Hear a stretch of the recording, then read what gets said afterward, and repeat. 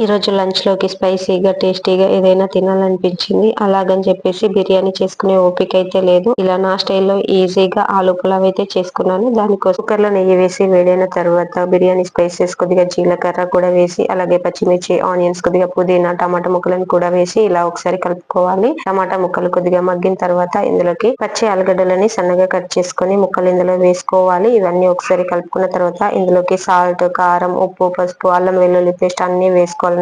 నేను ఇక్కడ కొద్దిగా మసాలాలు కూడా వేసుకుంటున్నా. కారం వద్దనుకుంటే స్కిప్ చేయండి, పచ్చిమిర్చి వేసినాం కాబట్టి. ఇక నేనైతే కొద్దిగా కారం కూడా వేసుకున్నా. మసాలాలు కూడా మీ ఇష్టం, అది. కొద్దిగా కొత్తిమీరను కూడా వేసుకొని మళ్ళీ ఒకసారి కలుపుకొని కడిగి పెట్టుకున్న రైస్ ని ఇందులో యాడ్ చేసుకోవాలి. నేను ఇక్కడ 1 గ్లాస్ రైస్ మాత్రమే తీసుకున్నా. రైస్ కి సరిపడా వాటర్ వేసుకొని ఒకసారి కలుపుకున్న తర్వాత కుక్కర్ మూత పెట్టి 2 విజిల్స్ వచ్చేంత వరకు ఉడికించుకున్నామంటే స్పైసీగా లంచ్ బాక్స్ రెసిపీ అయితే రెడీ అయిపోయినట్టు. ఇందులోకి బిర్యానీ స్పైసెస్ వేసుకున్నాం. ఇంకా మసాలా అవసరం లేదు. నాకు ఎక్కువ స్పైసీగా కావాలని అయితే నేను మసాలా వేసుకున్నా.